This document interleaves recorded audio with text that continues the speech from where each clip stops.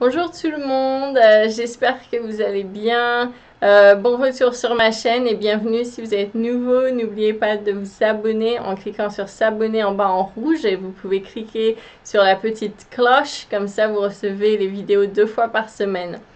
Alors aujourd'hui, nous allons parler donc du 7e chakra.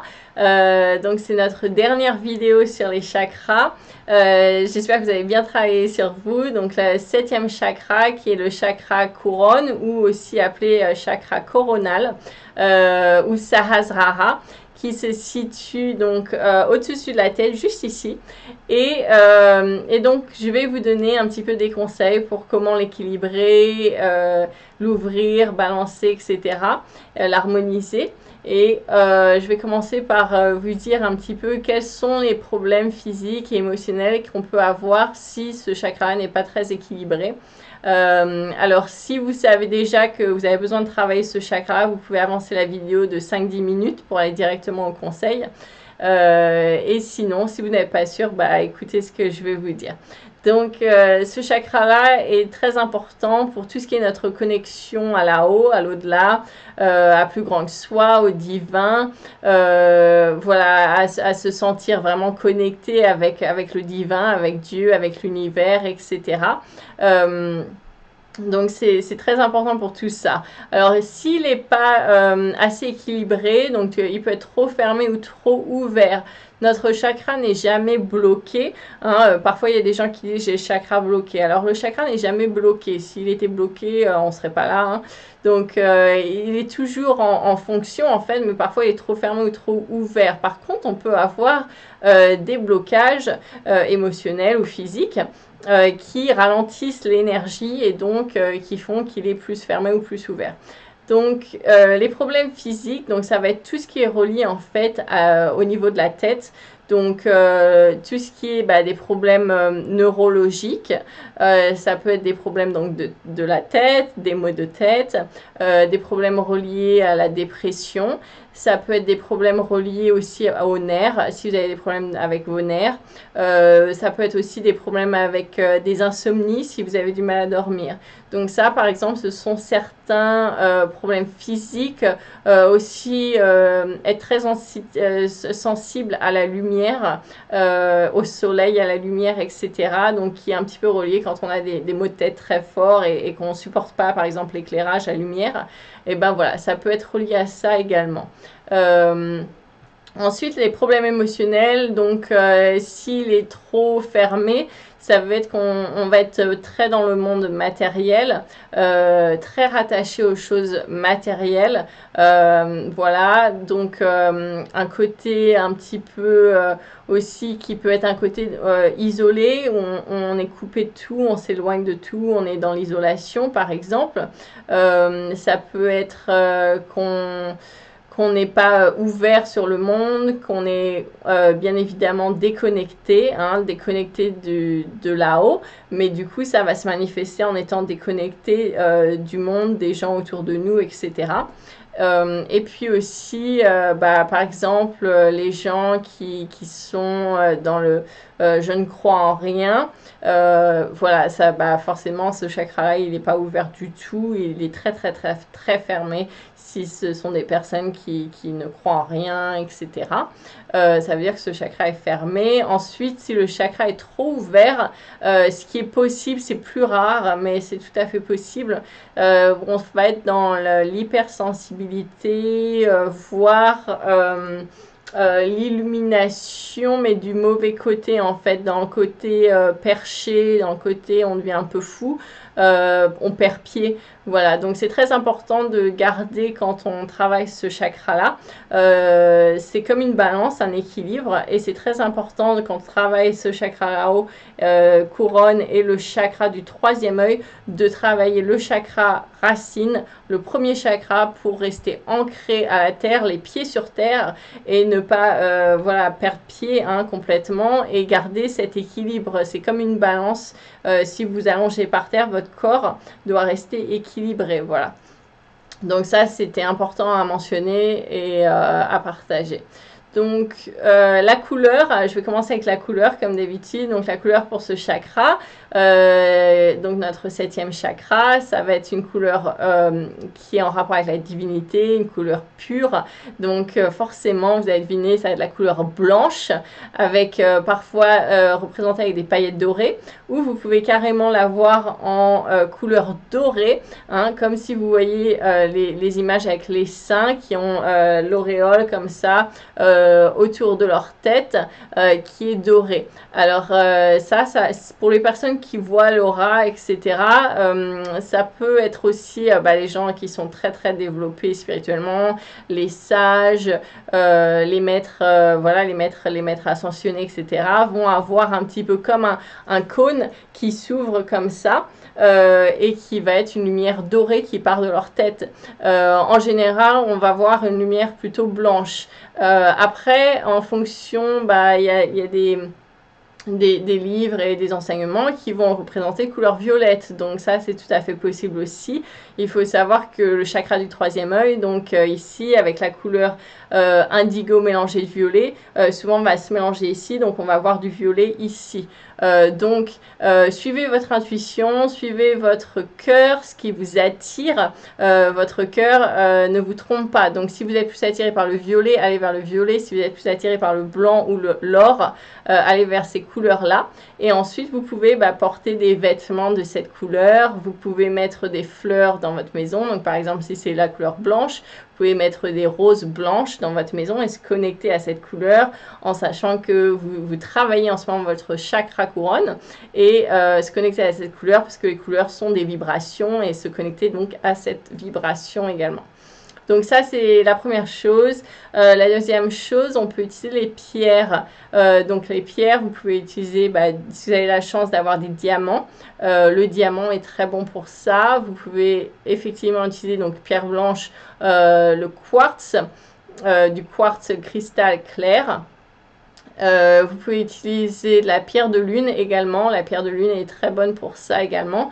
Et puis ensuite, pour la pierre donc violette, forcément l'améthyste.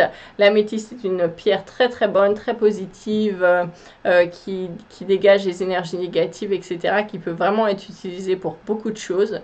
Donc définitivement l'améthyste est très très bien pour ça également. Ensuite, je vais parler de la nourriture pour vous aider à équilibrer, à harmoniser ce chakra-là, notre 7e chakra. Donc, le chakra coronal.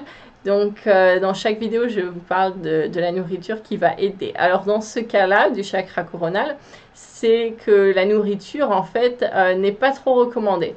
Donc, ce qu'il faudrait faire à ce moment-là, ce serait mieux de faire un jeûne. Si vous êtes en train de travailler ce chakra-là, l'ouverture de ce chakra-là, c'est de jeûner, de faire une détox, de ne pas manger, quoi.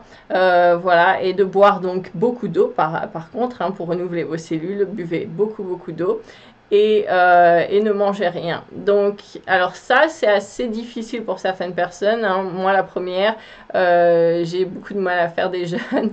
Donc, je comprends que ça ne plaise pas à tout le monde. Alors, si vous ne pouvez pas faire le jeûne, vous pouvez donc prendre de l'ail et de l'oignon, donc en rapport avec la couleur blanche, et qui va être détoxifiant donc, pour votre corps et vos cellules.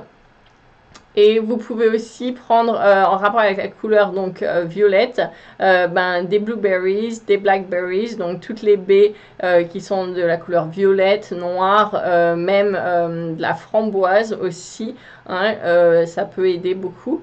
Et puis vous pouvez utiliser aussi du raisin, donc du raisin de couleur violacée, voilà, violacé, bleu, enfin comme vous l'interprétez, mais ça aide aussi. Donc buvez beaucoup d'eau, hein, très important, et aussi l'air pur pour ce chakra est très important. Donc sortez en plein air, respirez un bon coup, si vous ne pouvez pas sortir, ouvrez les fenêtres, respirez un bon coup de l'air pur. Ça va vraiment vous aider avec ce chakra-là au niveau des cellules, etc. Donc ça, c'était pour la nourriture. Ensuite, au niveau des huiles essentielles, vous pouvez donc utiliser l'huile essentielle de lavande qui est très bien. Vous pouvez mélanger ça avec donc de l'huile végétale et puis une huile de base et puis quelques gouttes. Et puis vous pouvez vous masser justement les tempes si justement vous avez des maux de tête parce que c'est trop fermé, le chakra couronne il est trop fermé, bah, vous pouvez vous masser les tempes avec l'huile essentielle de lavande ici. Vous pouvez en mettre juste au niveau en haut là ou même sur le front, hein, voilà, donc faites attention pas trop près des yeux pour pas vous brûler évidemment. Et puis, vous pouvez mettre quelques gouttes dans l'eau du bain, mélanger également à une huile de base. Ou alors, vous pouvez mettre ça en diffuseur dans la maison ou quelques gouttes sur un pot pourri, par exemple, ou sur votre oreiller quand vous dormez le soir. Donc, l'huile essentielle de lavande, vous pouvez utiliser de l'huile essentielle de lotus ou de l'huile de lotus. Alors ça, c'est un petit peu moins courant d'avoir de l'huile essentielle de lotus chez soi, mais si vous en avez, c'est très très bon donc pour votre chakra couronne. Et puis ensuite, l'huile de frankincense, qui est un petit peu, bah, la frankincense, c'est une résine, c'est un encens, donc ça, c'est très bon pour le chakra coronal également.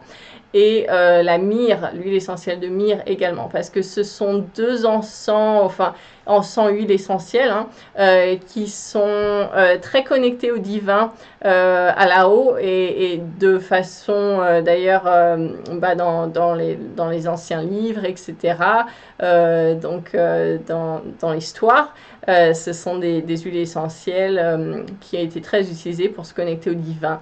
Donc voilà, donc ça peut aussi beaucoup vous aider pour le chakra coronal. Ensuite, je vais vous partager bien évidemment des techniques pour vous aider à équilibrer et harmoniser votre chakra couronne.